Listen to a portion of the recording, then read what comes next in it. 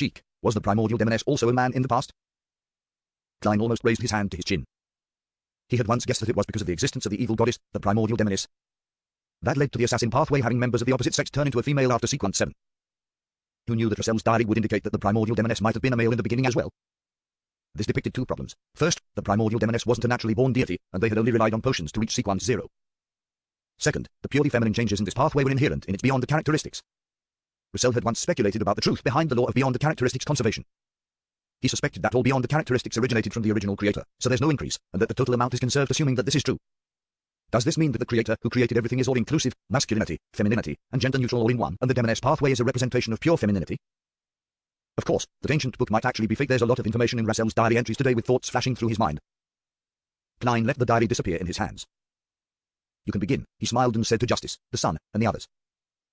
Alger looked towards the world immediately. Your werewolf characteristic has been sold. An artisan paid £1,200 for it. According to our agreement, I will receive £200. Also, I found clues to the hair of a deep sea nugget. £100 a strand, and you want 5 of them in total. If you're fine with this deal, then I will complete it as soon as possible. Klein had promised a higher share of the werewolves beyond the characteristic because he knew that the hanged man had spent more effort and taken on a risk that far exceeded what vampire Emlyn White had spent. At this point, he thought for a moment and controlled the world to reply. No problem, give me the 5 strands of deep sea nugget hairs and £500 in cash as soon as possible.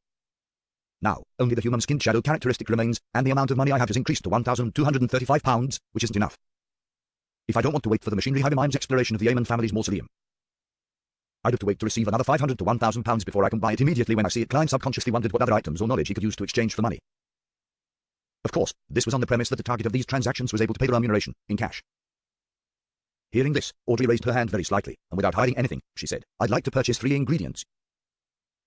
A pair of eyes from a mirror dragon, 50 milliliters of its blood, as well as a fruit from the Tree of Elders. Miss Justice has gotten the formula for the psychiatrist potion. Klein made this judgment in an instant, and the hanged man came to a similar conclusion. I will write to my teacher and ask him if he has one of these ingredients. Force thought for a moment. Derek nodded and said, I'll also take note. Corroded mirror dragons and prayer, same for the Tree of Elders.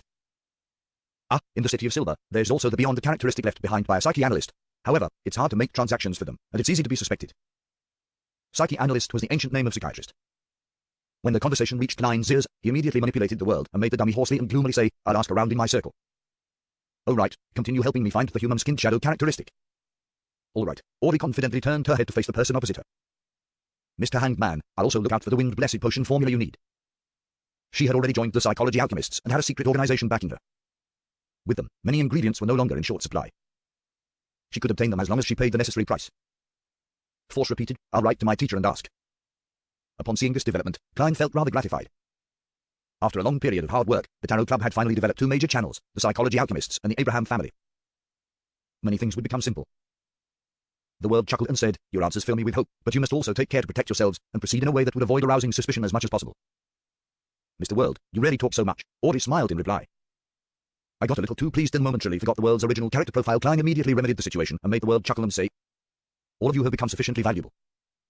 I hope that this kind of transaction can last for a very, very long time. That's why I'm reminding you.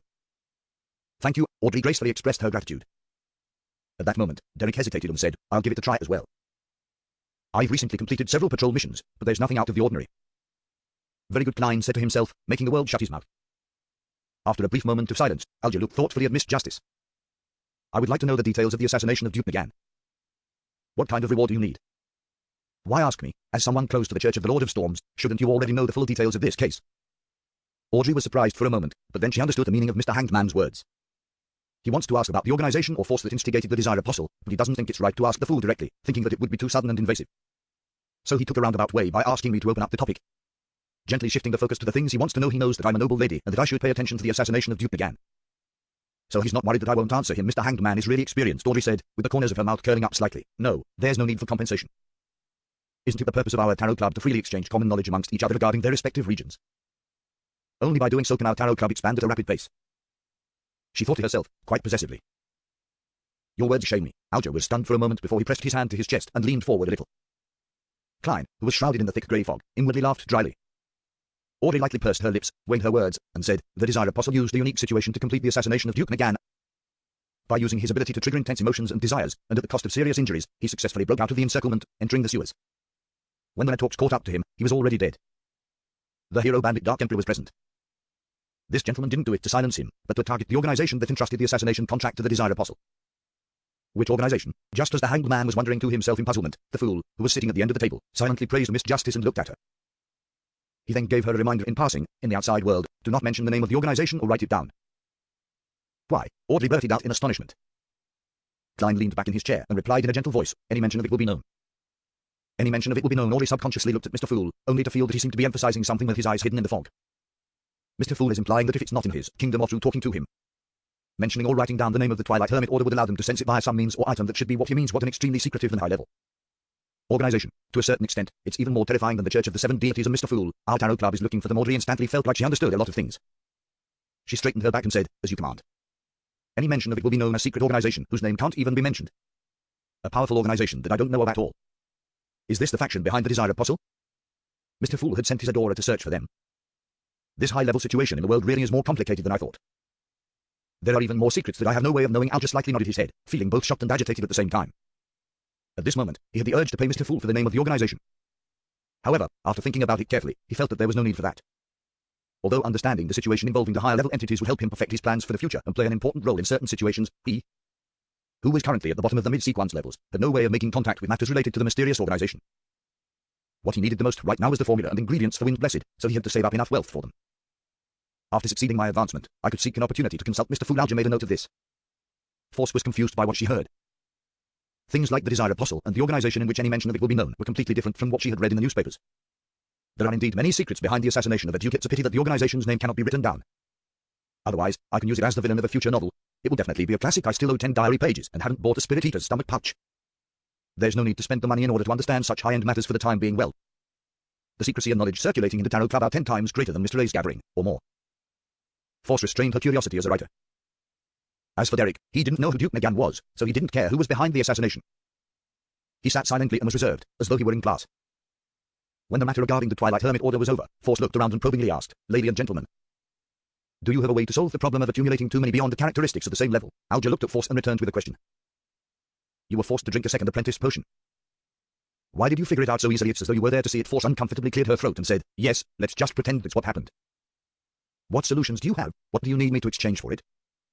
Alger glanced at Mr. Fool, but seeing that he had nothing to say, he replied in a calm and low voice, you don't need payment, because it will certainly not be able to satisfy your needs. Without waiting for Miss Magician and Miss Justice to ask, he casually explained, high sequence beyonders can independently decide whether or not to pass on their beyond characteristics to their descendants, and how much they will inherit as a result. Sequence 6 and Sequence 5 will naturally pass a part of it in an uncontrollable manner. Although the quantity isn't a lot each time and wouldn't affect the beyonder's strength, their sequence will regress if they have enough children. Such a child is born with high spiritual perception and a certain level of incomplete beyonder powers. Audrey suddenly came to a realization, understanding the origins of some special people. The hanged man nodded. Yes, they're equivalent to half a Sequence 9, with a certain amount of characteristics. If they want to become a beyonder, they can only choose the corresponding path. Of course, such people might not be a result of inheritance. It might be the result of them gaining the blessings of a deity or the corruption of an evil spirit. There are many factors that can cause the same degree of influence. Also, when high sequence beyonders have children, they might give birth to someone who's already at Sequence 5. This is one of the rare instances when one can advance without losing control. So that's how it is. Audrey sighed with satisfaction. To her, knowing more mysteries was more enjoyable than getting a nice dress or jewelry. Force also came to a realization as she pressed, then what about beyonders at Sequence 7, 8, and 9? Theoretically speaking, their beyonder characteristics will not be passed down to their descendants, but that is not absolute. If there's an excessive amount of beyonder characteristics, there's a chance for them to be passed down as well. That is to say, if you're pregnant with a child, there's a way to effectively reduce the remnant potion in your body. No, one might not succeed, but 3 or 4 will stand a higher chance. 3 or 4, Force stared agape. Klein, who had learned all of this general knowledge from Russell's diary, couldn't help but think of a joke. Miss Magician, in the future, you can say to your child that you were a free gift from drinking a potion. Although it seems that, according to Mr. Hanged Man, the burden can be reduced the moment the child is conceived, having a child would still require almost 40 weeks of trouble. No, more than that, it's impossible to leave the child after it's born, right after grasping the acting method, even if the process subsequently becomes more difficult. 2 months will definitely be enough time to digest it. It might not even take that long. After all, it's just a starting sequence. Force forced a smile and said, I understand, the best way is still to rely on acting to digest it. Alger gave an affirmative answer. That's the case for Sequence 7 and below. After that, digestion would easily take a year or so, 2 to 3 years, and then 5 to 6 years. When that happens, giving birth to a child would be a simpler plan, he added inwardly. There were a few seconds of silence as the 2 women digested the knowledge they had just gained. This was the first time they had known that having a child had such uses. For Derek, this was common knowledge. He adjusted his posture and said, I've been assigned another exploration mission. Where to? Alger tilted his head and asked. It's still the half-destroyed temple of the fallen creator, Derek answered without sounding too grave. It sounds like there's a certain guaranteed level of safety. Audrey didn't interrupt. The hanged man pondered for 2 seconds before asking, is the shepherd elder still in prison? Yes, this exploration will be led by the chief. The son didn't hide the facts. This way, the danger level will be much lower than last time. You can give it a try. Alger couldn't help but look at Mr. Fool once more. Unable to read any thoughts from the other party's blurry eyes, he continued to speak to the son. This should be your last inspection before the surveillance is completely removed. Previously, the information you made known was that Amon is archenemies with the fallen creator. They wouldn't mind exposing themselves to spoil the other's plans. This time, by heading to the fallen creator's temple for exploration, as long as you don't reveal any abnormalities. The 6-member council will basically determine that you're no longer under Amon's influence. Mr. Hanged Man sure is experienced. It's as if he was planning the operation. Derek kept it in mind before asking, what else do I need to pay attention to? At the very end of the long bronze table, the fool, who was quietly watching, opened his mouth. Flesh and blood, ravings. Klein had only said 2 words, leaving the Tarot Club members to comprehend them on their own. This was the demeanor of a great figure. The hanged man pondered for a few seconds, then he said to the son, who had thanked the fool, in particular, don't look at what you shouldn't, don't listen to what you shouldn't, don't eat what you shouldn't, and don't touch what you shouldn't. What are those that shouldn't be seen or heard? Derek asked, puzzled. The hanged man said with a deepened voice, after entering the temple, everything is included. Then, how should I explore? Derek asked in surprise. The hanged man chuckled. Aren't there other members? Isn't there a chief? It really is Mr. Hanged Man's style. Audrey subconsciously wanted to cover her face with her hands, but the education and habits ingrained in her had told her that such actions weren't graceful. So she forcefully changed the way she moved, stroking her drooping hair and pushing it behind her ears. The son felt that such a method was quite unacceptable. Upon noticing his reaction, Alger secretly cursed before saying, what I mean is to listen to your chief's instructions. Only do what he allows you to do. At any other times, do not take matters into your own hands. I understand. Thank you, Mr. Hanged Man. The son instantly relaxed. Phew. Alger exhaled and turned to the woman opposite him. Miss Justice, I wish to know the political changes in Backland after Duke Nigan's passing. Audrey recalled the information she had heard, both directly and indirectly in recent times. Duke Nigan's death has divided the House of Lords. Although his eldest son is about to inherit the nobility title and become a member of the House of Lords, his prestige isn't enough to calm the dispute. Nearly 10 members of the House of Lords have jointly proposed that the newly conferred nobility should also have a chance to obtain a fixed seat as a member of Parliament. Simply put, let those who are conferred nobility through political donations, charity donations, and the purchase of land become members of the House of Lords. Hearing this, the hanged man Alger laughed. Aren't nobles with a certain amount of history in their family line the ones who despise such people who rely on unorthodox means to be conferred a nobility title the most? Wasn't the ultimate honor and their greatest pride the fact that a fixed seat in the House of Lords was hereditary? Ignoring the inadvertent mockery, Audrey calmly explained, when you have tens of thousands of pounds, hundreds of thousands of pounds, or even more debts, you will also make the same choice. Owing money wasn't a fatal threat to many nobles, but the debtor could apply to the court and use their lands as payment for the debts. Without the minimum amount of land needed for a noble title, their status as nobles would be on the verge of collapse. And then, Alger didn't continue to harp over the previous question. Audrey gave a rough description. This kind of dispute has put many bills on hold, including, but not limited to, the raising of worker salary, the improvement of working hours, and revising the poor law. It's gratifying to see that the Civil Servant Unified examination is still progressing steadily and hasn't stopped, and the investigation into the air pollution in Backland is also going in depth. There will be no war for the time being, the hanged man whispered, and he went on to talk to the other members. Worried that staying too long in the bathroom would arouse suspicion, Klein announced at the end of the tarot gathering after they were done. After returning to her room, Audrey didn't rush to get up. She first quietly sorted out the things she needed to do after this. Looking at the mirror in front of her, she played with the accessories on her earlobes. With a slight smile, she silently muttered to herself, there will be a psychology lesson tomorrow afternoon. I can tell Mrs. Callanthy that I've met someone in the Beyond Circle who's looking to buy the human skin shadow characteristic and has promised an abnormally generous price for it. I wonder if the psychology alchemists will be interested in it or not. Also, I mustn't forget Russell's diary and the wind blessed formula. Yes, I have to find the psychiatrist ingredients as quickly as possible. Audrey, you can't be lazy. Susie is already a sequence 8, so you can't let her overtake you. After pacing back and forth in the room, Force finally made up her mind and pulled out her chair. She grabbed a piece of paper and a pen and, after mulling over it for nearly a minute, began to write to Dorian Gray.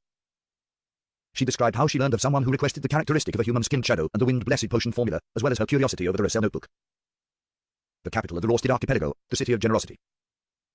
Alger Wilson walked out of the hotel and headed for a secret underground market. His target was the hair of a deep sea nugget. He had no intention of missing a human skin shadow if someone did it. I'm short on money. Klein sat in the living room and sighed again. He still needed quite a bit of cash to ensure that he could purchase the items directly when he received clues regarding the human skin shadow's characteristics. Klein thought for a long time, wondering if he should find other channels to sell the beyond the characteristic left by the interrogator and stop waiting for Miss Xio to save up her money. After an unknown period of time, the sound of the doorbell rang, breaking the afternoon silence. This is a mom in China. The gift can be quite a wide range of things, one of them being a gift from topping up a telephone SIM card. The visitor was a man in a dark green postman uniform. He smiled at Klein in a fawning manner. Are you Mr. Sherlock Moriarty? He asked. Yes, Klein could vaguely guess the purpose of the other person's visit. The visitor raised his right hand and handed over a palm-sized item that was wrapped in layers of black gauze. Please sign and accept your package. Klein deliberately revealed his doubts. Shouldn't you give me a slip and let me go to the corresponding post office for collection? The Lowen Kingdom's postal system was a perfect replica of the Intis system, and even the flaws were copied quite significantly. Anything that couldn't be stuffed directly into the mailbox, no matter what it was, would only be given a collection slip by the postman, making the recipient go through the hassle of collecting it himself. Ha ha, because it's rather precious, so I have to personally deliver it to you, the postman said after a momentary shock. It seems you're not professional enough to be a real postman. Without further questions, Klein accepted the package, pen, and slip before signing them. He closed the door and returned to the living room. He didn't rush to open the package, but he took out a gold coin and threw it into the air. Pa. Klein caught the gold coin and looked down to see if it was heads or tails. A number faced up, indicating a negative response. There's no latent danger. Klein nodded slightly and put away the gold coin. He touched the paper figurine in his pocket and carefully opened the package. After one layer after another of black gauze was removed, the objects inside clearly presented themselves to him. They were a pale gold-coloured, elegantly patterned pocket watch, a handkerchief stained with dark red blood, 7 or 8 brown short curly hair tied together, and a stack of notes. To Lim's belongings, his hair, his blood, and his daily records are all present. Prince Edisake Shaw is a very efficient man. It's not even night time. Klein looked at the items on the coffee table and suddenly felt that there were many people staring at him at that very moment. An ancient angel family with a heritage of more than 2,000 years would definitely have an unimaginable background. Being involved with the royal family's internal strife makes it possible for me to be pulverized at any moment, and anyway, maybe I'm already being monitored now. I have to appear mediocre and useless enough to ensure my safety. Klein had already decided what to do, so he took his time checking the pocket watch, handkerchief, and hair. During this process, his spiritual intuition didn't give him any warnings, nor did it prevent him from attempting divination. After having a better grasp on the situation, Klein took out the letter, picked up a pen, and wrote his divination sentence. The true cause of Lim Damont's death. He acted big-hearted and poised, as though he didn't feel that he was being monitored at that very moment. Picking up the curly hair and handkerchief, Klein chanted the divination sentence while leaning back against the back of the sofa. His eyes turned deep as he entered cogitation. After repeating it 7 times, he came to the dream world and saw the familiar lobby of the Quadriad Club. And then he saw Lim Damont clutch at his heart, his face contorted once again. This revelation shows that Lim did die of a sudden heart disease. Klein opened his eyes and muttered softly to himself. He frowned, wearing a puzzled, confused, and thoughtful expression.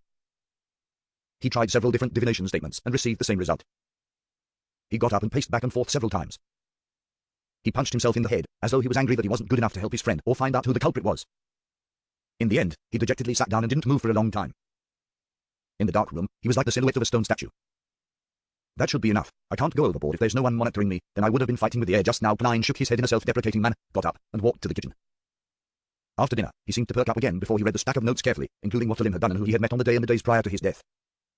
Home, Red Rose Man, Quadriad Club, Viscount Kinraid's mansion. There's nothing out of the ordinary about it. Klein picked up a sharpened pencil and drew circles, marking out the places he would visit and the targets he would ask about in the next few days. After doing all of this, he let out a long sigh. Without confidence, he packed up his things, washed up, and went to bed. In the middle of the night, when the red moon was hidden by layers of clouds, Klein suddenly opened his eyes and woke up. He got out of bed, opened the door slowly, and went into the bathroom next door, hiding himself with a paper figurine substitute in the process. Walking 4 steps counterclockwise, he arrived above the grey fog and sat down at the seat which belonged to the fool. His eyes had become clear, no longer dispirited, dejected, and pessimistic. Soon after, Klein took the blood-stained handkerchief from a hidden pocket in his pajamas made out of old clothes. When he was packing his things, he had used his beyond powers as a magician to hide the handkerchief on his body. After taking a deep breath, Klein conjured a pen and paper, and he wrote down the divination sentence that was no different from the beginning. The true cause of Lim Damont's death. After he repeated it 7 times with his body and mind in peace and quiet, he leaned back in his chair with the paper and handkerchief in his hand and fell asleep in the silent and empty old palace. In a grey, separated, and illusory world, Klein saw a completely different scene from before. Presented before his eyes was a palm-sized wooden puppet, carved with eyes, a nose, and a mouth. There were a few drops of dark red blood on the puppet's body, giving it a demonic appearance. A palm stretched out. The skin was white and exquisite, smooth, and beautiful, with 5 slender and delicate fingers that accentuated the hand's flesh and bones. The most eye-catching thing was a unique ring with an inlaid sapphire on the hand's pinky finger. The hand's index finger was wreathed in black flames as it pointed at the heart of the wooden puppet. Without a sound, the scene shattered and Klein woke up from his dream. His initial judgment wasn't wrong. Lim had died under a curse. But there was a problem. He had already seen the scene of the curse happening, so why wasn't the scene displayed in its entirety? The mysterious space above the grey fog is able to get rid of all interference. Klein was puzzled for a moment. Normally speaking, receiving a revelation that too abstract and easy to misread was a problem with his limited divination abilities. It meant that the difficulty of the matter he was divining was too high and that it had nothing to do with the grey fog. It was an understandable outcome, but he had clearly seen the scene of the murderer's curse, but he was limited to a small scope of the situation. It didn't provide a relatively effective revelation and was rather baffling. Have I encountered such a similar situation in the past? Klein dug through his past experiences. Suddenly, he sat up straight, remembering a similar experience. In Tingen, when he was divining the real reason behind the countless coincidences, something similar had happened. He could clearly see the house with the red chimney, but he couldn't reach into Zangwill and sealed artifact 0-08. This is the power of someone or something that's at the level of the grade 0 sealed artifact that's resisting the power of the grey fog. Klein's eyes abruptly narrowed. No, not necessarily. There are still quite a few possibilities.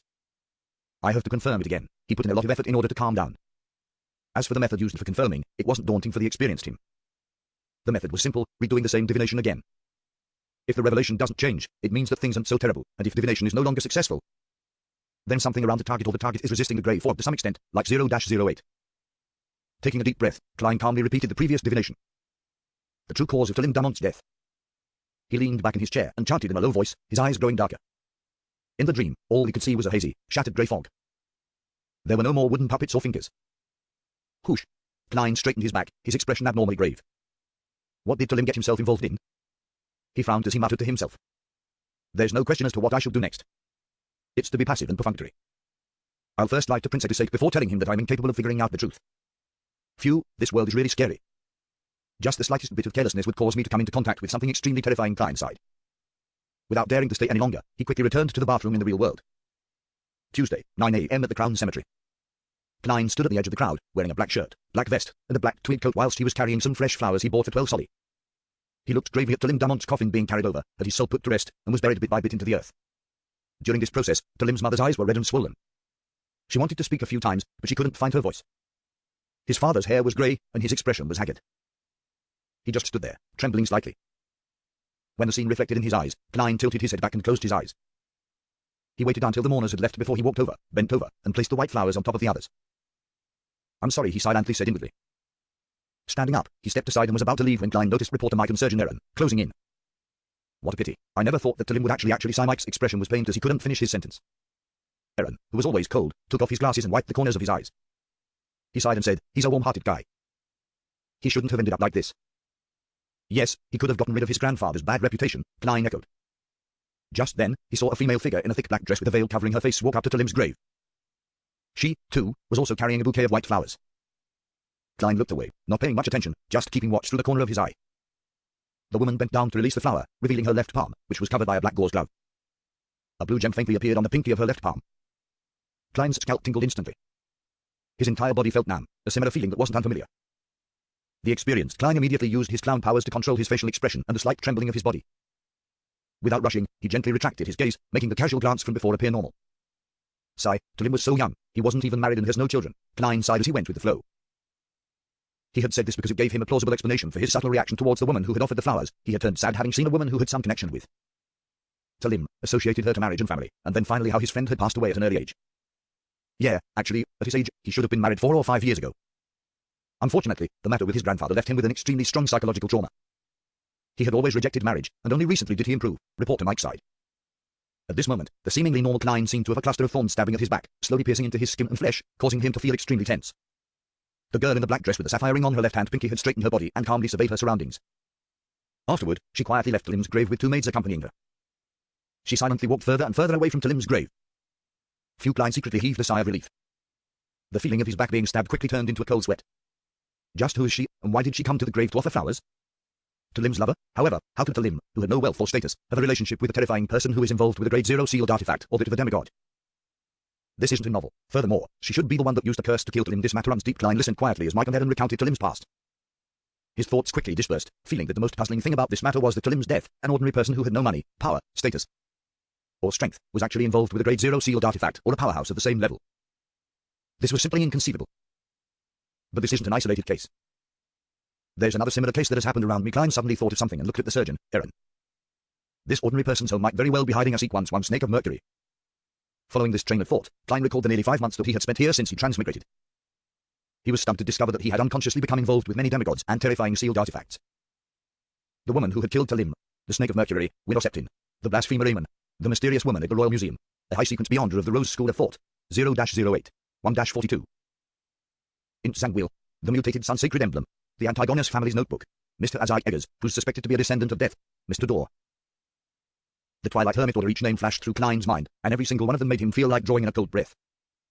He calmed his heart and carefully thought, these don't include the true Creator and the eternal blazing sun, who are ranked high above these strictly speaking. I can be considered to be among their ranks. After all, I came from a dark divination, and I'm a strange alternate world soul who controls the strange grey fog. Could this be another crest of the times, after Rossel? So all the demigods and terrifying sealed artifacts are making an appearance in real life. As these thoughts flashed through Klein's mind, the grief-stricken reporter Mike and Surgeon Aaron excused themselves. He then left the cemetery at a leisurely pace. Just as he was looking around for a rental carriage, a familiar carriage drove out of a secluded spot and stopped in front of him.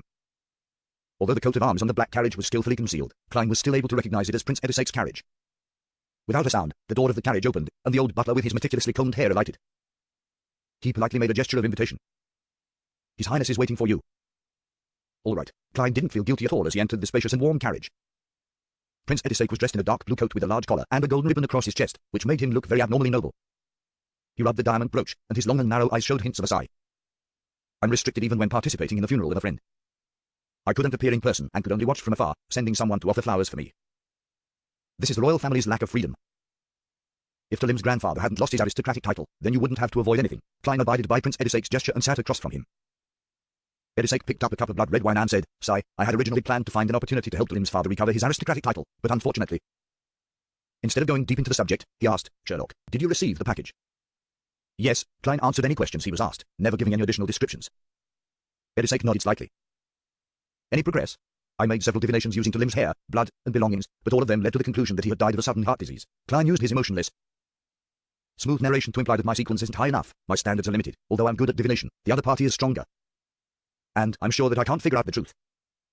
Edisake looked disappointed and sighed. How do you plan on continuing the investigation? Starting with the people Talim came in contact with a few days before his death and the places he went, Klein replied according to the plan. Edisake looked at the old butler. There will definitely be no lack of threatening interrogations or bribery. Couldn't pay Sherlock £100 for his investigation fees. Yes, Your Highness. The old butler took out a stack of bills that he had prepared earlier. £100 straight out. Once again, Klein felt Prince Edisake's generosity. I'll do my best. He took the £100 in cash and pocketed it without counting it in detail. I hope that we can put Talim to rest. Prince Edisake clenched his right fist and tapped the left side of his chest. He turned his head to look out the window at Crown Cemetery, which wasn't too far away. His friendship for Talim still remained strong. Klein sighed before he was led out to a carriage by the old butler. In Empress Borough, the opulent villa of Earl Hall. Audrey looked at her psychology teacher, whose long hair reached her waist, and she pretended to carefully look from side to side. She immediately lowered her voice and said, "Mrs. Scannanty, I recently joined a new Beyond gathering. There were high offers for a human-skinned shadow characteristic and the wind-blessed potion formula. Ah, different people. These are likely mid-sequence items, right? It sounds quite interesting. Ah, right. Will the psychology alchemists be interested?" Escalante was startled. She pondered for a few seconds and said, "I'll ask when I return." All right, Audrey responded briskly, as though she was simply intrigued by such mid-sequence transactions. Escalante retracted her attention and said in a serious tone, "Miss Audrey, although you are already a sequence 8 Beyonder, you have yet to receive formal education in mysticism. You still don't understand enough about the techniques and applications of a spectator and telepathist, as well as the foundation theories. Starting today, I'll guide you to become a true Beyonder." "That's what I wish," Audrey said sincerely. The huge golden retriever, Susie, who was sitting by her feet, wagged its tail happily, as if happy for her mistress. Having made up his mind not to work, Klein took the carriage back to 15 Minsk Street. He opened the door and was just about to take off his hat when he froze. His spiritual intuition told him that a stranger had entered the living room. Someone had entered his room. This he barely hid his tracks as it considered a warning. Having a warning is better than not having one. Klein stood in the hall for a long time in silence. Immediately, he turned around and went to the steam cathedral in a rental carriage. The cathedral towered over the chimneys and clock tower, the former representing the power of steam, while the latter represented the beauty of machinery through the hanging of its intricate clocks. It was neither the weekend nor noon or the evening, so there were only a few devotees in the hall quietly praying. Klein sat down in the aisle, leaned his cane, took off his hat, and pretended to pray for 10 minutes in front of the sacred emblem. Then, he picked up his things and walked along the aisle to the altar. He said to the bishop standing to the side, "I wish to make a confession." "Good, God is watching you." The bishop, who had a kind face and hoary hair at his temples, walked to the confessional by his side. Klein followed closely behind and closed the door. He sat down on a chair and said to the bishop through the wooden board, "I confess that I didn't adhere to my principles when facing danger, and I chose to retreat." "What were you thinking at the time?" the bishop gently asked. Klein immediately described in detail about Talim's death, his suspicions, the reminder from the machinery hive mind, Prince Edisake's entrustment. And, after how he failed to obtain any answers from his divination, he expressed his heartfelt cowardice in the face of the royal family's strife. The reason he didn't go straight to Carlson was that he was afraid that not only was he being watched, but Prince Edisake's men were also watching him from the shadows. Once he made his intentions clear, he couldn't be sure if he would encounter another calamity. The Steam Cathedral was the headquarters of the Church of the God of Steam and Machinery, and it was one of the 3 great holy temples. No one could spy on whatever happened inside. What Klein intended to do was to use the Church of the God of Steam to convey his true thoughts and avoid getting caught up in a deeper conflict. Simply put, it was to comply with what his heart wanted. The bishop listened quietly and answered without changing his tone, "Your choice derives from human instinct. God will not blame you. Go back, God will protect you." That's good. Klein understood the hint and quietly left the steam cathedral. Standing on the street outside, looking at the misty sky, he sighed silently. I need to advance as soon as possible. Lightning streaked across the sky, illuminating the pitch-black city walls. Carrying a leather bag on his back and the axe of Hurricane in hand, Derek Bird stood outside the doorway to a cave with nearly 10 of his teammates. Lifting his eyes up, he saw that, between the stone cracks of the city wall, the dry and hardened black soil was crusting, but a bunch of tenacious weeds had grown out. They were densely packed and resembled human hair. At that moment, he hurriedly withdrew his gaze and looked towards the city gate when he heard light footsteps. As the lightning and darkness alternated, a tall figure slowly walked over, carrying 2 straight swords which were crossed on his back. Then, his pale, disheveled hair, his ancient eyes, his twisted, deep, old scars, and his perennially unchanged brown coat and flaxen-colored shirt entered Derek and the other's sight. The approaching person was the chief of the 6-member council of the City of Silver, Kalin Eliat, a powerful demon hunter. After greeting him, Derek subconsciously looked at the chief's waist. There was a leather belt divided into many compartments, each with a different metal bottle inside. This was a symbol of an experienced and powerful demon hunter. Derek had previously heard his parents mention that demon hunters were good at discovering the weaknesses for different monsters, identifying the uses of various materials, and were able to use their special cogitation state against the former. With the latter, they could concoct corresponding magical medicine, holy ointments, essential oils, and special imprints. Then, through consumption, smearing, and using these items, they could achieve the effect of restraining the target. In a sense, experienced, knowledgeable, well-prepared, and sharp demon hunters were the nemesis of the vast majority of monsters. The amount and variety of smaller metal bottles at their waist represented their experience. Of course, this was only a portion of the demon hunters beyond their powers. Just by relying on these, they couldn't be called demigods or saints. Klein looked around and confirmed that all the team members were present. He then said in a low voice, "Light up. Let's go." 2 team members immediately lit the candles in their lanterns, letting the faint yellow light shine through the extremely thin leather. During daytime, when the frequency of lightning was relatively high, there was no need to use candles in the City of Silver as there was illumination every 2 to 3 seconds. Furthermore, the monsters in the nearby area had been cleaned out again and again. However, once they left the City of Silver and entered the darkness, they had to maintain sufficient candlelight. Otherwise, once the lightning failed to illuminate the skies, causing a dark environment that exceeded 5 seconds, there was a high chance for the team to suffer from an assault by certain monsters. Intense fighting wasn't the most frightening development. What Derek remembered so vividly was a story his parents had told him. Once, while they were exploring the depths of the darkness, because of a previous battle with a horde of rotting corpses, the candles couldn't be replaced in time. This led them to endure being engulfed in darkness for as long as 8 seconds. When the lightning flashed again and the candlelight appeared, they were stunned to see that only 5 of their original 8 teammates remained. The other 3 had vanished in silence, never to be seen again. Taking a deep breath, Derek gripped the axe of Hurricane tightly and walked in the middle of the team, following the chief in a predetermined direction. A bolt of lightning flashed, causing the plains covered in tall black grass to appear like an eerie oil painting. The exploratory team of 10 Beyonders walked along the path filled with craggy gravel, venturing deep into the black grass. The lightning subsided, and the dense darkness instantly swept over them, almost completely engulfing them. The yellow candlelight pierced through the leather and, weakly, swayed to and fro, guarding the surrounding area. East Borough, in a greasy and cheap coffee shop. In accordance with the previously agreed-upon appointment, Klein found old Kohler, who was applying butter to his toast. He glanced at the crumpled cigarette on the table and smiled. Newly bought? No, it's from the past. I haven't smoked since, but I will always carry it with me, occasionally taking it out to sniff at it. Hey, this will remind me of that vagrant life of mine. Back then, I really felt like I could die at any moment. Old Kohler's tone carried a hint of fear. Klein took 20 sollium change, which he had changed earlier, and pushed it across the table while sitting down. I was very satisfied with the information from the last time. Without waiting for old Kohler to give a modest reply, he turned his head and looked towards the counter. A loaf of oatmeal bread, 2 slices of toast, a block of butter, a serving of beef stew with potatoes, and a 1-pence cup of tea. Mr. Moriarty, didn't you have dinner yesterday? Old Kohler was stunned for a moment as he held the cash. Klein shook his head and smiled. I'll be very busy later and might not have time for lunch. He needed to pretend that he was active and serious. After all, he had received £100 from Prince Edisake. Old Kohler didn't ask any more questions. He looked around cautiously while stuffing the notes into his pocket. There are some results from the matter you previously asked me to find out more about. As Eggers' bounty comes from a few gang leaders and some intelligence dealers. Well, I don't know who entrusted the task to them since it's difficult to make contact with them. MI9 Klein nodded. That's enough. There's no need to delve deeper. It's too dangerous. Old Kohler heaved a sigh of relief and said, 2 days ago, someone at a budget hotel on Golden Cloak Street saw someone who appeared to be Isaac Eggers. It said that the person was basically a carbon copy of the picture on the bounty notice. Klein's heart palpitated as he smiled instead of showing surprise. And then, could it be that the moment I prepared to try for this bounty, the matter is over? And then, with that clue, quite a number of bounty hunters rushed over, but they didn't find anything. Well, they said that there were traces of a fight in the room. Old Kohler tried his best to recall the information he had gathered. The intelligence would definitely be sent to MI9 first to Mr. as I'd have a secret standoff with them. I wonder what the outcome was. Klein took a glance at the boss who was coming over with a plate. He pretended to mutter to himself and said to old Kohler, "Take me to Golden Cloak Street later. Maybe I can find some clues." It was past breakfast time in East Borough, and there were very few customers in the cheap coffee shop. All right, old Kohler agreed without hesitation. A total of 16.5 pence, the boss placed Klein's breakfast on the table. There wasn't much beef with the potatoes, but the stew was very overcooked. It was obvious that it had been prepared beforehand. The thick aroma tantalized old Kohler's taste buds to the point that he involuntarily gulped a mouthful of saliva. After paying the bill, Klein picked up a fork and spoon and said to old Kohler, "Continue. There aren't many people looking for the believers of the fool anymore, except for a few stubborn bounty hunters, many unemployed textile women, including some male workers." Left East Borough, old Kohler went down a list of matters. What? Klein swallowed the beef and looked up. Left East Borough? They must have found some other job. As for where they went, I couldn't find out, old Kohler answered truthfully. Their families and where? Klein pressed. Some left with their unemployed family members, while others had come alone from outside the city to search for work. Old Kohler had already done some investigations. Judging from the target's choice. There's something wrong. Klein made a mental note of it and continued to eat while he listened to old Kohler talk about matters that had happened in East Borough recently. After making an appointment for the next meeting, he put down the cutlery, wiped his mouth, picked up his hat, and said, "Let's head for Golden Cloak Street." In the only budget hotel on Golden Cloak Street.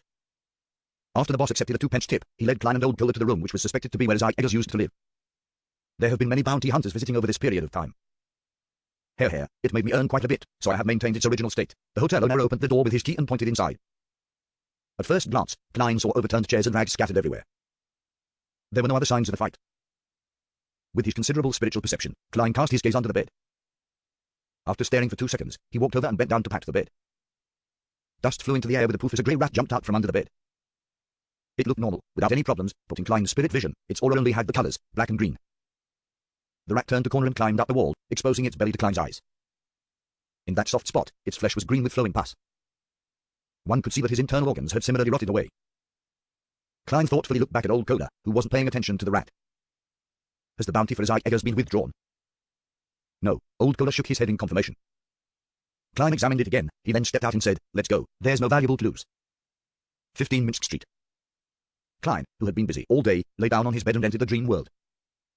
Scenes that were continuous at times, and at other times fragmented, swept past, and all of a sudden, Klein woke up. He knew that he was dreaming. "A power has invaded my dreams." Klein maintained his previous dazed state, casually sizing up his surroundings. He found himself in a suburb of fertile fields. A river flowed over from the distance and made a turn around the cliff in front of him. One side of the cliff was bare, revealing a pure white rock. Looking from afar, it seemed to have a kind of holy beauty. Nearly 10 men and women wearing black coats or dark jackets surrounded a hidden underground entrance to the bay. Among them was Klein's acquaintance, Ike and Sir Bernard. White Cliff Town, Stratford River Creek. Machinery had in mind, are they exploring the Amon family tomb? But why would there be scenes of it in my dreams? Klein was puzzled. At that moment, he saw the water on the surface of the river undulate, rapidly forming a line of white words. "Your loyal and humble servant, Rhodes, is here to report to you on the exploration situation." Klein's mouth turned agape, momentarily losing the ability to speak. Then, a voice echoed in his head, "Tell me, why would a perfectly good mirror be a snitch?" In an instant, Klein switched to his unfathomable state as the fool who overlooked everything. He nodded and said, "Not bad." Ahead of him, the river surged, and the white words squirmed and changed before taking shape again. "What follows is the exploration process your loyal servant, Rhodes, has recorded. You can choose to speed up or skip certain scenes at any time." This sentence froze for 2 seconds, and then the scene abruptly zoomed in. Klein instantly appeared beside Ike and Sir Bernard, but no one noticed him. He looked around and felt that he was surrounded by living people with lifelike scenes. Nothing about his surroundings looked unreal, making him feel as if though he was there in person. "I can even speed up or skip certain scenes. The original form of this mirror, Rhodes, is a virtual reality family cinema." Klein couldn't help but hand pulling. He took another look at the Machinery Hive Mind members and saw that it was led by an old man in white priest robes and a cleric cap. His face was unusually kind, and his expression was calm and gentle. "Your Grace, everyone is ready." Ike and Sir approached the elder and said with a bow, "Archbishop, this is the Archbishop of the Church of Steam and Machinery's Backland Diocese, the demigod, Hiram Cain. The Machinery Hive Mind really is cautious and not careless. Who knows, they might have even brought along a grade 1 sealed artifact and performed the divination in advance. After all, they're in control of the mystery prior pathway. Luckily, I can basically confirm that the fog's anti-divination or divination interference abilities are similar to the cards of blasphemy, allowing the result to be as ordinary as possible and the least bit suspicious. Otherwise, certain matters might be exposed. However, there's a certain probability that the meeting between Miss Sharon and I will appear, because, to me, that isn't something harmful. It depends on whether the Wraith's instinct to interfere with divination will affect the Machinery Hive Mind's attempt. Wait, the Machinery Hive Mind is highly likely to have relied on Rhodes, and based on its performance from just now and previously, it isn't impossible for him to curry favor with me by adding some mosaics. Klein thought in enlightenment. At this point, Hiram Cain drew a triangular sacred emblem on his chest. "Begin the operation. God will protect us." Nearly 10 Beyonders headed down as Klein followed closely behind. He didn't fast forward at all. He had always been curious about the combat styles of low and mid-sequence Beyonders of the Machinery Hive Mind, and he wanted to take this opportunity to experience it. In addition, he was also greatly concerned about how Demigod really did in combat, as well as the secrets hidden in the Aemon family tomb. After being ransacked by time, in a period spanning 1 or 2,000 years, the black marble staircase still retained its hardness without any signs of corrosion. The Machinery Hive Mind members followed it all the way underground, where they saw the unique asymmetrical stone pillars and axe and blades scuffing from the period of the Fourth Epoch. The pillars stood on either side of the wide road, and in front of them was a large, heavy, dark grey stone bifold door. The stone door had already cracked open, wide enough for 2 people to walk alongside each other. It was completely dark inside. The Machinery Hive Mind members were in no hurry to enter. They carefully searched the surrounding area with lanterns, but they found nothing of value.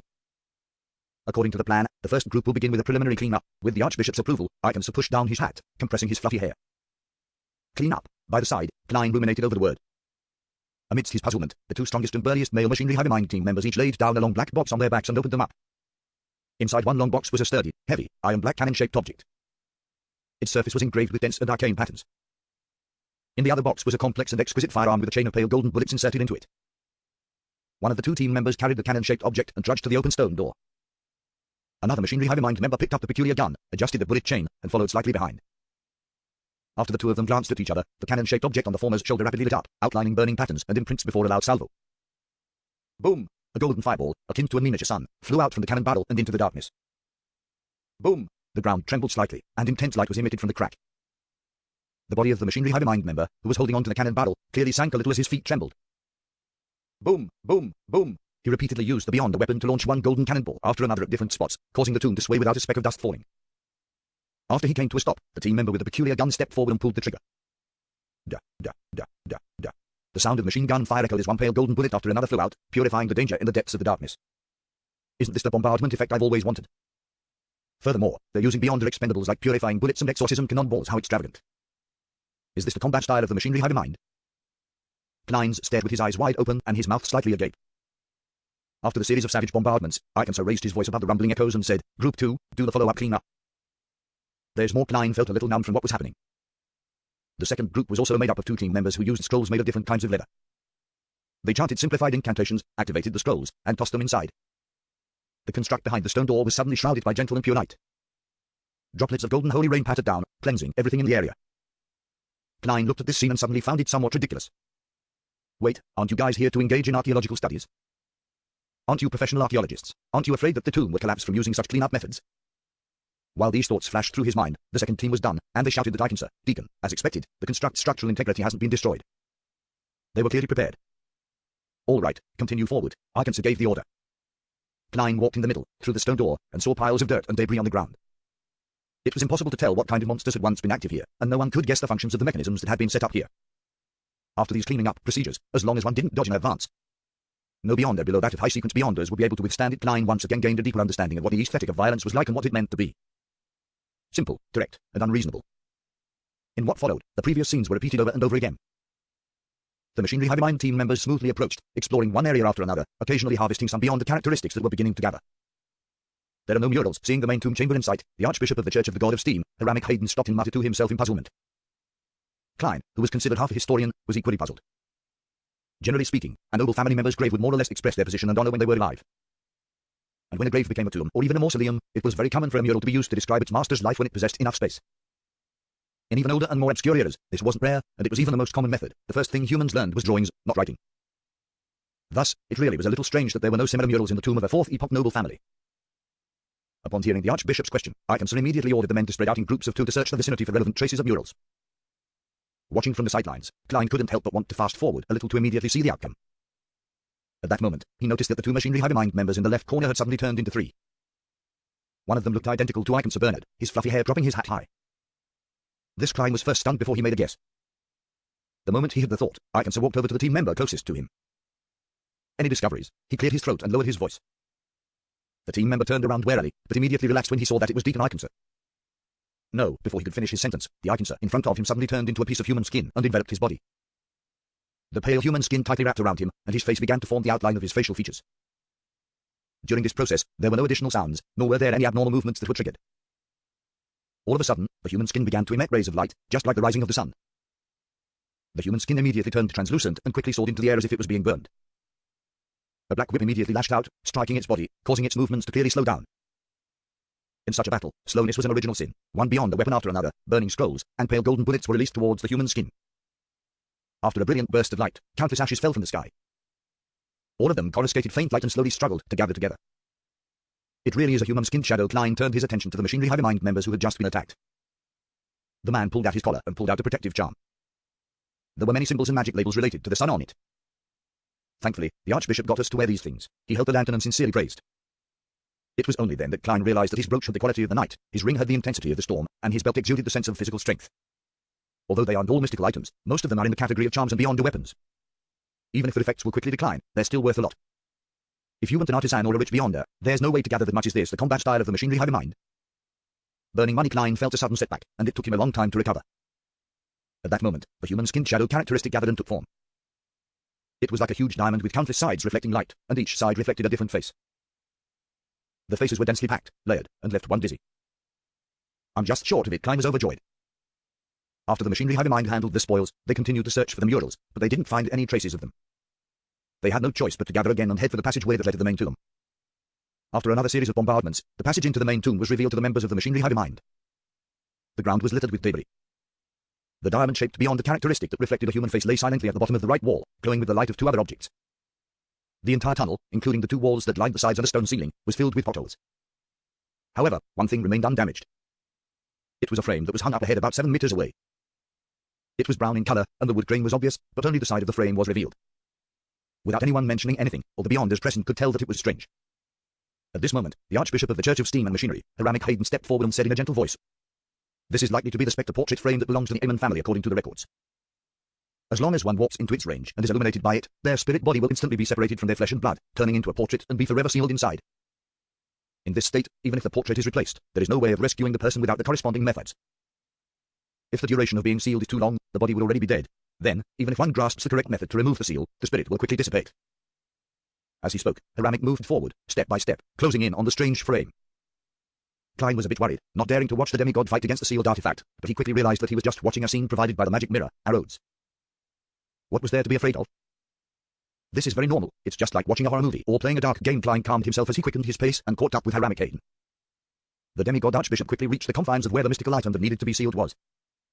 He wore a white priest robe and a clerical cap, and his figure gradually appeared in the glass on the surface of the picture frame. Glass in the 4th epoch. Seems to be the case. There has at least been glass in the 5th epoch's history all this time. And there has been no mention of who invented it. Klein waited with great interest for the battle between the demigod and the strange sealed artifact. Hiramik's upper body fully appeared within the spectre portrait frame, but his eyes didn't lose their luster. He walked towards the frame, face to face. The silhouette within the painting flickered, as though it was constantly shrinking, yet it was unable to succeed. Hiramik stopped, took out a large, almost opaque black cloth he had long prepared, and he covered the spectre portrait frame. The frame trembled a few times, but in the end, it was completely covered by the black cloth and turned silent. Hiramik seemed to be unaffected as he effortlessly removed the spectre portrait frame and finished wrapping it with the black cloth before tying a knot on its back. This isn't mystic. Didn't you say that your spirit body would be absorbed into the frame and be turned into a portrait? Why is the Archbishop fine? Is this the uniqueness of a demigod, or is it because of another reason? Klein sized up Hiramik Hayden, but he didn't notice anything out of the ordinary. His eyes are filled with spirit, his expression genial, and he's rich in flesh and blood. It's a pity that I'm not there in person. Otherwise, I could activate my spirit vision and have a look. Klein retracted his gaze and waited for the machinery hive mind members, such as Icon Sir, to come over. Hiramik handed the spectre portrait frame to a member of the team and walked towards the main tomb at the end of the passage. There was a black stone door filled with scrapes carved by blades and axes. In the middle of the door was a greyish-white disc. The surface of the disc was divided into 12 segments. There was a black needle, just like a clock from the outside world. However, the segments weren't evenly distributed across the disc. They were of varying sizes and extremely incongruous. Furthermore, each grid had half of its surface covered in a shadow. The coat of arms of the Amon family. Archbishop Hiramik made a brief introduction. He didn't explain the symbolic meaning of the coat of arms, because presently only Deacon Icon Sir Bernard was qualified to know. Klein, on the other hand, relied on his own knowledge of mysticism to attempt to decipher it. Disc, 12 segments, and a needle. Combined together, they clearly represent time. It matches the worm of time which Amon's avatar left behind after it was wiped out. What should be 12 equal segments on a disc are unequal in size, and there's a shadow over a portion of it. Does this mean that the Amon family is the dark side of time? Then, where does their title as a blasphemer family show itself? While Klein was thinking, Archbishop Hiramik pushed open the stone door without any protection. The heavy stone door opened, revealing an extremely spacious tomb chamber. In the center of the chamber was a dais with a deep black coffin on top of it. The surrounding walls were decorated with iron lampstands, each holding a burning white candle. All the candles didn't flicker. It was so quiet that it seemed like a scene that was fixed in place, completely devoid of any signs of its suffering the effects of time that spanned 1 to 2,000 years. On the straight path from the stone door to the coffin, there were corpses lying on the ground. They were all wearing black tweed coats, half-top hats, or even ordinary worker clothes with a cap on their heads. It was obvious that they had entered in recent years. The Beyonders, the previously recruited helpers. How did they get past the area at the front? The human-skinned shadow and the other monsters were clearly still alive with a mind filled with questions. Klein looked at the corpses. What he saw left him immediately shocked. The corpses all had sparse white hair, dry and wrinkled skin, and obvious markings on their skin. They looked like 80 or 90-year-olds. There were no obvious wounds on their bodies as though they had died of old age. Furthermore, it appeared as though they had died recently and hadn't even rotted yet. It's very obvious that there wouldn't be this many aged Beyonders exploring the tomb. Even if the discoverers of the tomb were old, they would still try their best to choose the young and strong when recruiting helpers. There's something odd about it. Klein frowned and looked around again. He quickly thought of the worm of time left behind by Aemon's avatar, and the coat of arms of the Aemon family that represented time on the stone door. Making people age rapidly is one of the Aemon family's Beyonder powers. The dark side of time, the loophole in time, could it be that his others rapidly age, the members of the Aemon family would regain their youth and extend their lives? Wait a minute, for these Beyonders to easily barge into this place like that, perhaps it was deliberate on the Tomb Master's part. He wanted to rob them of their time in order to maintain his own existence. Klein looked suspiciously at the black coffin on the platform. At this moment, the demigod, Hiramik Hain, raised his left hand and pressed it down. You will stop here. Yes, Your Grace, Arkansas and Company answered without any hesitation. As members of an official organization, they had read up on a large number of past Beyonder events. They knew that under similar circumstances, they had to obey the will of a high-sequence Beyonder and absolutely couldn't act rashly or else they would die without knowing how. Hiramik looked ahead, and his eyes fell on a picture frame that hung upside down at the bottom of the dais. His expression didn't change as he continued to walk forward at a leisurely pace, not making any preparations at all. The hallmark of demigods is to be rash. Klein was stunned. He seemed to be able to imagine Hiramik's teeth dropping, his white hair wilting, and his skin shriveling as he rapidly aged. 1 step, 2 steps, 3 steps. Hiramik, who seemed fine, suddenly trembled, and a sharp and piercing grinding sound could be heard from his body. His pace began to slow down, his movements became stiff, and his skin visibly dried up. There's something wrong with that. That isn't the aging process of a normal human being. What was that grinding sound just now? Klein muttered inwardly. 4 steps, 5 steps, 6 steps. Ripping sounds came from Hiramik's body as something fell to the ground. Klein subconsciously looked over and saw a gear. A gear covered in rust. Hiramik continued on as items kept dropping from his body from time to time. There were rusty screws, melted wax, yellowed bones, and loose springs. His figure became increasingly thin and unsteady, as if it could collapse at any time. This is just like a robot. Well, in this era's terms, like a living doll. Klein was suddenly enlightened. He remembered that before old Neil died, he had said that the Church of Earth Mother Sequence 4 was good at alchemical life, and that the Savant Pathway's corresponding sequence was barely able to do so too. As for Hiramik, he was a high-sequence Beyonder of the Savant Pathway. The Hiramik in front of me isn't the real him, it's just a refined doll. Just now, the reason why the Spectre portrait frame was ineffective was that the doll doesn't have a spirit body. The real Hiramik should still be far away as expected of a demigod. Amidst Klein's enlightenment, the Archbishop walked up to the dais, bent his knees and back, and turned the upside-down frame over. Generally speaking, when exploring a tomb involving Beyonder elements, it was necessary to avoid flipping items over, but this time, Hiramik had made the opposite choice. Following the flipping of the portrait frame, a wind suddenly blew in the sealed tomb, dispersing the formless imprisonment in silence. The candles on the iron-colored light fixtures rapidly ignited, becoming unusually bright. However, they soon reached the end of their lives and melted away. The old corpses on the ground rapidly rotted and stank. In just a few seconds, the tomb's main chamber had turned dark, leaving only the lanterns that the machinery hive-mind members were holding on to barely illuminate the area ahead. Hiramik picked up the picture frame from the floor and went up the stairs to the dais. He came to the black coffin, stretched out his right palm, and forcefully pushed. Creak, the heavy coffin lid opened up a crack with a creaking sound, as though it wasn't nailed shut at all. Hiramik looked down and said in the same unchanging voice, "There's no corpse." As the scene drew nearer, Klein saw that the coffin's interior was empty except for a pale gold cushion embroidered with a worm with 12 rings. At that moment, Hiramik turned around and the picture frame in his hand was reflected in the eyes of Arkansas and the others. With just a glance, Klein's gaze suddenly froze. It was a portrait of a smiling young man. He had black eyes and black curly black hair. He had a broad forehead and a thin face. A crystal monocle hung over his eye. He wore a black pointed hat. Aemon Klein said the word in his mind. He had originally thought that the blasphemer who appeared in the forsaken land of the god's city of silver was a descendant of an ancient family like Aemon. Through inheriting the legacy of his ancestors, step by step, he stepped into the demigod ranks. To his surprise, it was very possible that that particular person could very well have lived for more than 2,000 years and was a member of the Aemon family when it was at the peak of its strength. An old antique, why would he, for no good reason, build a tomb for himself? Did he fake his death to get out of a situation, or is there another reason, such as leaving traces, so as to have time fixed onto his body? He was able to live from the 4th epoch to the 5th epoch, all because he was siphoning the lives of others. I originally guessed that he's a sequence 3 or sequence 2. Based on what I've seen today, it's not impossible for him to be a sequence 1. After all, long periods of time will eventually bring about an intrinsic improvement. Klein switched back and forth between puzzlement and speculation. His thoughts were like boiling water, gurgling non-stop. The Hiramik doll tugged at his throat and accidentally pulled off a piece of skin, revealing the complicated mechanical structure within. His voice came out from that spot and brought with it the impression of leaking air. Search the corpses on the ground. Don't come any closer. Yes, Your Grace. Iconsor and company heaved a clear sigh of relief. The corpses on the ground had long since produced their beyond the characteristics. Some of them had even combined with certain parts of the body to form a terrifying mystical item. In addition, the dead carried all sorts of items on them. The machinery hive mine sure has reaped quite a harvest this time. Together with the spectre portrait frame and the human skinned shadow characteristic. This completely makes up for the crazy expenses of the clean-up, a huge investment for a high return. Klein's eyes lingered on the ground for quite a while. He inhaled, tore his gaze away, and followed Ramic, who didn't carry a lantern, to the wall on the other side of the coffin. At this moment, the magic mirror, arrows, brightened up the scene, allowing the things in front of him to be seen clearly. Klein saw that the wall across him had become mottled due to the rapid weathering just now. Many of the murals had been destroyed and could no longer be restored to their original states. The only one that was more complete and could barely be seen clearly was a colourful mural at the top of the wall, which took up a small half of the dome. It described a towering mountain range, and on the highest mountain peak, there was a huge cross that was taller than the mountain. The cross was covered in layers of radiance, making it seem unusually holy. In front of it, a tall and domineering figure could be seen vaguely. The mountain range was like a pet that lay prostrate at its feet. This figure was surrounded by 2-winged, 4-winged, and 6-winged angels.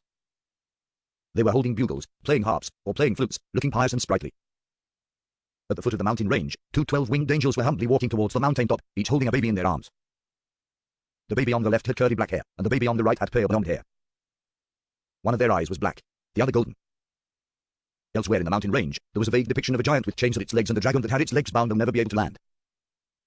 Haramic first looked at the baby on the left, and his genial expression became increasingly serious. He said a word in a very low voice, Amen.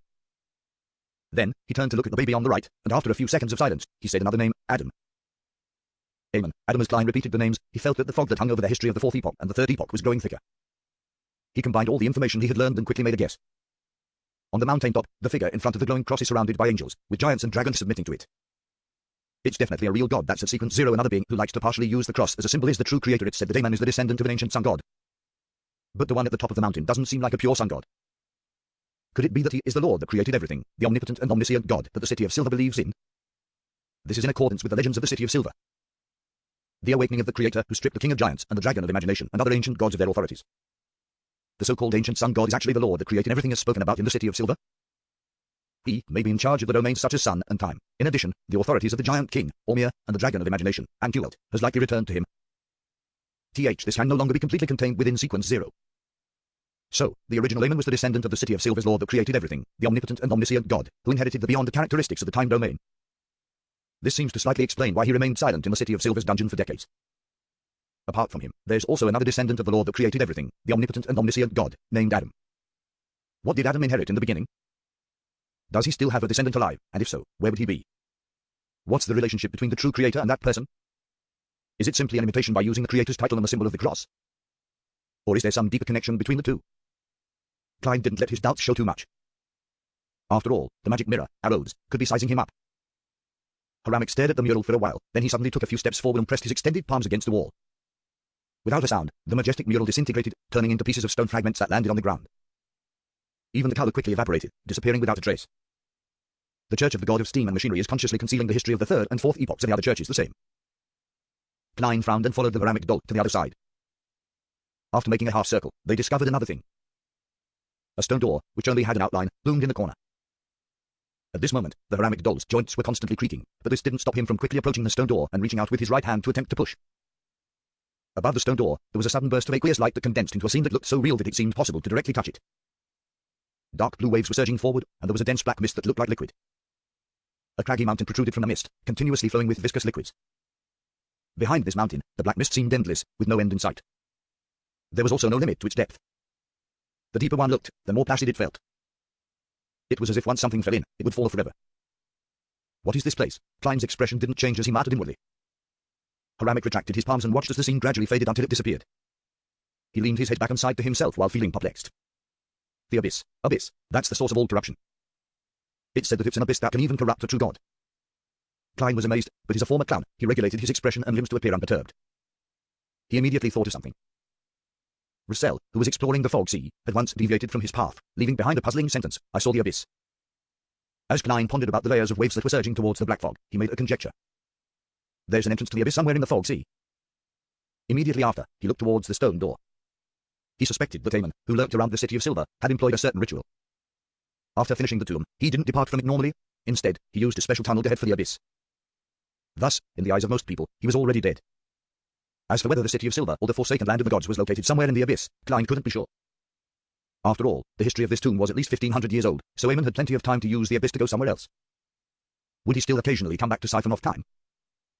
If he finds out that someone has dug up his grave, the expression on his face would definitely be very marvelous. Klein rejoiced for a baffling reason. At this moment, the Haramic doll held his left hand in his right palm and abruptly twisted it. With a creaking sound, his left hand was bent at the wrist, but there were no bones that pierced out of his skin, spewing out flesh and blood. There was a heavy, black metal tube inlaid in his left wrist. His entire left arm was a small caliber mystical cannon. To hide a mode of advanced technology, he truly is worthy of being from the machinery hive mind. However, the requirements and costs for such a thing are too high. Clearly, it could only be provided to specific personnel and not for military troops. Klein felt that today was an eye-opener for him. An opportunity to see another development path in the mysterious world. The only problem is that beyond the characteristics are conserved, artisans are limited, so many things cannot be mass-produced. The Haramic doll put his left wrist against the stone door. Inside his body, the sound of gears grinding against each other as they revolved emitted an intense spirituality radiance. A ray of light that was as bright as day appeared and disappeared. The stone door suddenly turned into pure powder, as if it had never existed. He destroyed the door. If Blasphemer Eamon encounters an emergency situation and attempts to return here, only to find the door gone, that would be fun. Klein almost laughed when he imagined that scene. This was the end of the Eamon family's tomb exploration. The scene surrounding Klein quickly shrank and became the background. An illusory, ancient, and bizarre silver mirror appeared in mid-air. The black, eye-like gemstones on the mirror flickered. White words were quickly outlined in the mirror. Your loyal servant, Rhodes, has finished reporting and is ready to serve you at any time again. Klein was a bit wary and unaccustomed towards the fellow who appeared too enthusiastic. He nodded and said, well done, you may leave first. Yes, the mighty existence above the spirit world. As soon as Rhodes produced that line of words, the scene around him shattered into pieces. After confirming that its power had left his dream, Klein thoughtfully said to himself, the mighty existence above the spirit world? It really has vaguely sensed the grey fog. Does this magic mirror with the wicked sense of humor really wish to rely on me, or does it have some other purpose? I have to watch carefully. Otherwise, with it at the machinery hive in mind, I don't want to be repeatedly blasted with cannon fire. Rounding up his thoughts, Klein began looking forward to the next day. After the machinery hive in mind tidied up their spoils, they were likely to get him to choose an item. In Empress Borough, inside the opulent villa of Earl Hall. The cold air was kept out by the windows and walls. The building's interior was warm as though it was spring, and the fireplace was elegant. Audrey Hall was having her measurements taken by the fashion designer, Mrs. Guinea, so that she could create a costume for Audrey for the New Year banquet in consideration of her recent physical and emotional state. At this moment, her personal maid, Annie, came close to her ear and whispered, Lady Escalante is here. Such a fast response. Audrey was delighted, but she didn't make an obvious show of it on her face. With a faint smile, she said, please get her to wait in my art studio. For 5 minutes. Art studio? Annie asked in surprise. Yes, I'd like to ask her to admire my recently completed oil painting. She says that content that is painted in a relaxed state easily allows one to express their true thoughts and emotions, Audrey explained unhurriedly. Annie suddenly felt enlightened. Yes, miss. Less than 5 minutes later, Audrey entered the studio and saw Escalante admiring the paintings on the walls. That's Mr. Sensei's Inner Heart's Night, a masterpiece that allows one to feel peace. She smiled and introduced the painting to Escalante. Sensei's Inner Heart's Night. One of the top 10 works of last year's top 100 century-old paintings that the Tussock Times voted for. Escalante was obviously the kind of person who often read newspapers. And as a beyonder of the spectator pathway, she had a good memory. Yes, Audrey replied simply, as though it was a trivial matter. I actually have the honor of seeing the real deal. Escalante looked up at the painting again. She swallowed back the words, this is worth at least a man, unwilling to appear too Philistine. Audrey didn't continue introducing the other paintings.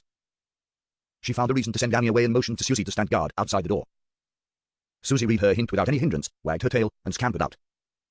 Escalante closed the door and went back to the easel side. Before Audrey could ask, she took the initiative and said, we have both the human-skinned shadow's characteristic and the wind-blessed potion formula. However, there is no need for us to sell it unless the other party is able to provide an irresistible offer. The willingness to negotiate means there's hope. Audrey's green eyes darted slightly as she asked with a chuckle, what do you wish to receive in exchange? Escalante stroked her hair and gave her pre-prepared answer. £2,500 for the human-skinned shadow characteristic, and £3,000 for the wind-blessed potion formula. Quite a huge premium, although Audrey didn't find them expensive. She lamented the fact that the psychology alchemist's premium had exceeded 50%. According to the description given by the hanged man, under normal circumstances, the formula for sequence 6 would have cost less than £2,000, but the closer it was to a high sequence, the fewer potion formulas there were to circulate, making it very difficult to buy them. There was no normal situation, and what was even more important was that even if one chanced upon a sale, it was very difficult to ascertain their authenticity. At that moment, Escalante added, if the other party can barter with mystical items, all that's needed is for them to be roughly the same value. That is to say, you want mystical items more and can accept a price reduction for them. The Psychology Alchemists is one of the youngest secret organizations. They clearly haven't accumulated enough in this area compared to the others. Audrey pursed her lips and said, I'll inform them, but I can't guarantee that they'll accept it. She wasn't the least bit worried that the Psychology Alchemist would notice that she hadn't been involved in any beyond a gathering recently. After all, her schedule was rather tight: afternoon tea, music lessons, dinners, dances, equestrian training, language lessons, dancing lessons, and so on. There were too many opportunities for her to interact with different people. In that case, perhaps a particular dinner was a cover for Beyonder gatherings, or perhaps the music teacher was a senior Beyonder, and it was almost impossible for the psychology alchemists, who hid in the shadows, to investigate it when they couldn't act openly. Having said this, Audrey curiously asked, "Mrs. Scannanty, I thought you wouldn't sell the Wind Blessed potion formula since it's already at sequence 6. Hey, if there's a chance, it might be more useful to spread this information out," Miss Scannanty answered vaguely. In her mind, although Miss Audrey was a new member who had a high level of importance attached to her by the organization, she was still a new member after all. There were many things she couldn't know about. Why? Audrey suppressed her doubts and smiled sweetly. She asked innocently, "Mrs. Scannanty, if this deal succeeds, can you count it as my contribution?" Miss Scannanty broke into a laugh. Yes. Klein busied all morning, until he returned to Minsk Street. He filled his stomach and prepared to rest. Only then did he have the time and opportunity to listen to prayers above the grey fog. Someone on Miss Justice's side has the human skinned shadow characteristic. Seriously, either it doesn't come, or it comes in pairs as a secret organization. The psychology alchemist is quite qualified in the field of resources. Klein was suddenly left in the throes of happiness from having a choice. Even if he counted the £500 which the hanged man still hadn't paid him, he only had £1,335 in cash. This didn't prevent him from seriously considering the request for a deal with the psychology alchemists. After thinking for a dozen seconds or so, he passed Justice's words to the hanged man to see what choice the latter would make. £3,000? Alger Wilson, who was still in Orsted Archipelago's capital, the City of Generosity, felt as if someone had struck him hard. After he became captain of the Blue Avenger, he sometimes played the role of a pirate and sometimes a law enforcer, secretly exterminating several groups of pirates. But even so, the total value of his spoils of war didn't exceed £2,000, and a portion of it had to be distributed to the sailors under him. Of course, this didn't include the ships and cannons which were captured, as they had to be handed over to the Church of the Lord of Storms. This made Alger often sigh that most pirates weren't rich, that they were used to squandering on having opulent lives, liquor, barbecue, whores, marijuana. And gambling had drained the pirates of their money. Unless I meet a pirate crew with Beyonders, it would be very difficult to get rich, so suddenly Alger paced a few steps, then he made up his mind. He took out a gold mask from his undergarment pocket. The mask had rough facial features, and the way they were formed had the characteristics of a primitive human being from an ancient forest. Alger sat down, humbly recited the honorific name of the fool, and said, "I'm willing to use this mystical item to barter for the Wind Blessed potion formula. As long as the user wears this mask, they will become extremely calm and emotionless. At the same time, they will also obtain an extremely strong regenerative ability, exaggerated speed, and outstanding strength, as well as grasp a certain amount of black magic and primitive curse techniques. Its weakness is that as the number of times it's used increases, the wearer will become more and more unlike a human being. They will turn colder and colder, eventually treating themselves as a god." Sitting in his seat as the fool, Klein looked at the £500 note in front of him, the 5 strands of dark blue hair as thick as a tiny snake, and the simple golden mask. He tapped the edge of the long table with his finger, thinking carefully about what mystical items he could use for a trade. The All Black Eye? Certainly not. This is the main ingredient of a Sequence 5 Nimblewright Master. It's just short of having Little Sun to obtain the method to remove the mental corruption. Dark Emperor card. This card, which cannot see the light of day, has a value countless times higher than that of a human skinned shadow's characteristic. Mr. Azite's copy whistle, at the moment, its only function is the summoning of a messenger, and it's an important tool for communication. I can't sell it. The copy whistle of the Numinous Epioscope 8 member who left behind white feathers. Similarly, it can only summon a messenger, but the target on the other side of the messenger seems to be very dangerous. Sun brooch. This is something I want to use for myself. It effectively makes up for my weaknesses. Master key. It involves Mr. Door and has too many hidden secrets. In addition, just from the value of its effects, it pales in comparison to the human skinned shadow's characteristic. Biological poison bottle. This is very compatible with my spirit body state. If I use it well, I can even fight a group of Beyonders. Demon hunting bullets, purifying bullets, exorcism bullets. They are not mystical items and are considered consumable Beyonder weapons. They are of very low value. The Book of Secrets. This isn't a mystical item either. The psychology alchemists likely do not lack such knowledge. At present, only the Beyonder characteristic of an interrogator can be sold. However, the psychology alchemists want mystical items. Furthermore, the trading venue is in Backland, so it would easily expose information pertaining to Hero Bandit Dark Emperor. Klein took this opportunity to sort out what he had and finally came up with a perfect plan. He first took the form of Mr. World, manipulating him to take up a praying posture, and then he responded with a hoarse voice, "I accept the price of £2,500. But give me 2 days to raise the money." Immediately following that, Klein threw the reply scenes of the Hanged Man and the world to the Crimson Star, which symbolized Miss Justice. After receiving affirmation from Miss Justice, Klein waited patiently all afternoon at Minsk Street. It was late afternoon when the Machinery Hive Mind member, Carson, rang his doorbell. Klein didn't ask anything further. He followed the man to the Lever Cathedral near the West Lane Dock and entered a 3-story building next to the cathedral. The signal board wrote, Backland Institute for Mechanical Research. How academic. Klein suddenly thought of the Blackthorn Security Company and cracked the corner of his lips into a smile. Under Carson's guidance, he passed through some strange devices and found himself in a windowless room.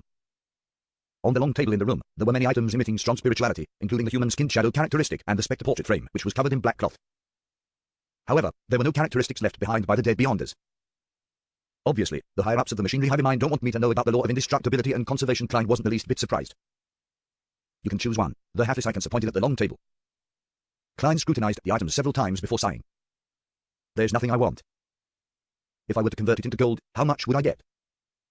He had already made up his mind that he wouldn't obtain the human-skinned shadows characteristic from the machinery hive mind. Although this could be explained as the need to create some mystical item or to try out a unique ritualistic magic, there was still a chance of exposing his own sequence. In a situation where there was a better choice, Klein didn't want to take the risk.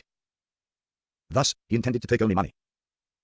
Not only would this help him gather the £2,500 that the psychology alchemists quoted, but he could also effectively dispel the machinery hive mind's wariness towards him. Iconso was visibly relieved. He smoothed his hair and answered with a smile, £1,500. However, we encourage you to choose money, so a total of £2,000. Klein immediately revealed a sincere smile. All right. With the help of a bestowment ritual, Klein handed £2,500 in cash and the gold mask provided by the hanged man to Miss Justice.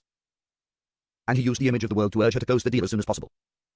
I've spent almost £5,000 in the past 2 weeks.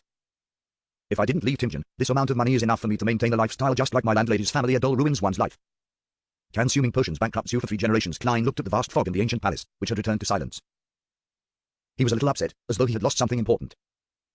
He was quiet for a few seconds before returning to the real world. He picked up the remaining £830 on his desk, and he counted out 6 £5 notes. Then, Klein put the £30 of cash in his now deflated wallet and stuffed it solemnly into the inside pocket of his clothes. He divided the other £800 into 2 stacks, placing 1 stack in each of his side pockets. After that, Klein opened the drawer and took out 2 of the 5 deep Seneca hair strands that he had brought back to the real world. He wrapped them in layers after layers of paper and carefully put them into his pocket. When he was done, he took his hat and cane, and he headed for the street corner under the glow of the street lamps at night. He got on a carriage and headed for the Bravehearts bar in the Backland Bridge area. In the heated and noisy environment, Klein insisted on finishing his glass of Southville beer before he slowly made his way out of the bar and into a rental carriage through the thundering cheers for the boxers. Taking in the rumbling of the wheels, he intentionally closed his eyes. Suddenly, he heard the sound of the window being lightly tapped. Klein's facial muscles twitched slightly as he opened his eyes and looked in front of him. He saw the pale and exquisite Miss Sharon sitting quietly across him. Without waiting for her to question him, Klein smiled and said, "I sold the information you gave me last time for a good price, the one about the Amon family tomb." Sharon looked at him silently. Leaning his cane to the side, Klein took out 2 stacks of cash and a small clump of paper from his pocket. £800 plus 2 strands of deep Seneca hair, for a total of about £1,000. That's what you deserve. Klein took a silent breath and smiled as he handed over the cash and paper clump. Sharon glanced at him and reached out her hand to take both items. She lowered her head, looked at the items in her hand, and asked in an ethereal voice, "How much did you sell it for?" £2,000, so we split it equally. Klein chuckled. If the machinery hive mind had only paid me £1,500 according to the original plan, then I'll have to first owe you a portion of it, he thought gladly. With a flip of Sharon's bloodless hand, the cash and the paper clump disappeared without a trace. She raised her head and tersely acknowledged before asking succinctly, "What's in the tomb?" "I don't know. I didn't go." Klein didn't disclose the help he had received from the magic mirror, Rhodes. For an instant, he felt that if he described the experience in detail, Miss Sharon would have listened attentively with one hand on her cheek, as she had done before. This Wraith lady seems to have a hobby of watching situational scenes and dramas, or listening to all kinds of rumors. Klein summed up. Sharon's expression didn't change. After a few seconds of silence, she said, "Someone is digging a tunnel to the underground ruin." Huh? Klein wasn't able to react for a moment to what Sharon was talking about. However, he soon understood which underground ruin Sharon was referring to. There was only one underground ruin the two of them knew of, and that was the 4th Epoch Tudor Dynasty ruin. Someone is digging their way into the underground structure? Klein pondered for a few seconds, then he suddenly came to a realization. Is it that baronet? He had already forgotten the name of the hidden Tudor Dynasty descendant. Other than knowing that he had an aristocratic title of a baronet and that he lived on Civil House Street, where the Backland police station was located. Yes, Sharon gave him a positive answer. What is he looking for? Doesn't he know that there's an evil spirit inside? Doesn't he know that all the Beyonders from his family died in there? Klein asked himself a few questions. Sharon sat up straight and replied seriously, "I don't know if he knows or not." "How much longer will he take to dig through?" Klein asked in deliberation. "Another 2 to 3 months. For the time being, he's doing it on his own." Sharon provided her own judgment. Phew. Klein let out a small sigh. "There's no need to rush. When I'm ready, then we can go visit him together." At this point, he explained with a smile, "As you know, I like to make sufficient preparations in advance. I won't get involved in anything until I advance the Faceless." He warned himself inwardly. All right. Sharon didn't ask him what he was going to do, but her figure faded quickly, and she disappeared from the carriage. Klein leaned back against the wall, feeling relaxed. The ingredients for the Faceless potion has been reserved, and I'm just waiting for the delivery. My debts have all been paid off. So there's nothing to worry about. His mood was like a fizzy wine that had settled. Occasionally, there would be a little bit of joy that would silently surge upwards. The only problem is Klein touched his left breast, where there was a shriveled wallet. He sighed and said to himself silently, "Only £30 in cash, 5 gold coins, and some change." Thursday afternoon. Audrey Hall was waiting in the study for the arrival of Miss Escalante. After receiving the Hanged Man's and the World's replies, she had immediately sent a servant to send a letter to Escalante. The content of the letter was very ordinary. Audrey hoped that the second psychology class this week would be brought forward to Thursday. In reality, Audrey had already made an agreement with Escalante. Once she expressed such an intention, it would mean that the other party had agreed to the conditions. Tick, tock, the wall clock on the wall moved briskly, and Escalante with her waist-reaching long hair entered the room with several teaching materials in hand. Audrey immediately gave Susie a look. The big golden retriever somewhat reluctantly leaped out, lay down in the nearby shadows, and observed the people coming and going. Escalante closed the study door, looked around slowly, then sat down across the small white round table and put down the teaching materials. Are they paying for it in cash, or with some kind of mystical item? This member of the psychology alchemists asked in a low voice. One directly gave £2,500, and one provided a mystical item. Audrey flippantly took out a white cardboard box from her medium-sized orange handbag. The outside of the box was covered with a wall of spirituality. After removing the wall of spirituality, she opened the lid of the box, revealing the simple golden mask. Then, she recounted the flaws and defects of the mask. To be honest, she was very curious when she received the mystical item. She had wished to test its effects since it was her first time coming into contact with a mystical item. However, she finally resisted her urges, as she didn't wish to turn cold. It's basically the same value. Escalante tried it and breathed a sigh of relief. After 2 seconds, she pulled out the thickest textbook and flipped to page 48. The middle part of the textbook had been hollowed out. There was an iron box about the size of a palm and a rolled-up piece of parchment. Human skin shadow characteristic wind blessed potion formula. Escalante showed and introduced them to her. Audrey's gaze cast towards the characteristic which resembled a diamond. The face inside left her head spinning. This has the ability to restrain a spectator's powers. Is this the sequence pathway of Mr. World? No wonder Audrey looked away and studied the formula. Sequence 6, wind blessed. Main ingredients, 6 crystalline feathers of a blue shadow falcon, a pair of dragon-eyed sea contour eyes. Before Audrey could examine the supplementary ingredients, Escalante rolled up the parchment in time. After that, she set up the wall of spirituality around the metal box again, closed the textbook, and pushed the thick book towards Audrey. Audrey held the book, but she didn't hand over the gold mask and £2,500 to Escalante in a timely manner. Seeing the look of puzzlement in Escalante's eyes, the prepared Audrey smiled and said, the other party is worried that the characteristic doesn't match and that the formula is fake. They hope to verify it first. And before the verification, the money and items will all be held under my custody. All of them believe in my trustworthiness, and I do not wish to lose this reputation. I understand their concerns. Escalante paused for a moment before saying, we trust you, too. Since the money and items were in the hands of one of her own members, she wasn't worried about being cheated despite feeling upheavals. Besides, Miss Audrey is rich and powerful. She can be trusted to be a guarantor. Escalante thought with relief.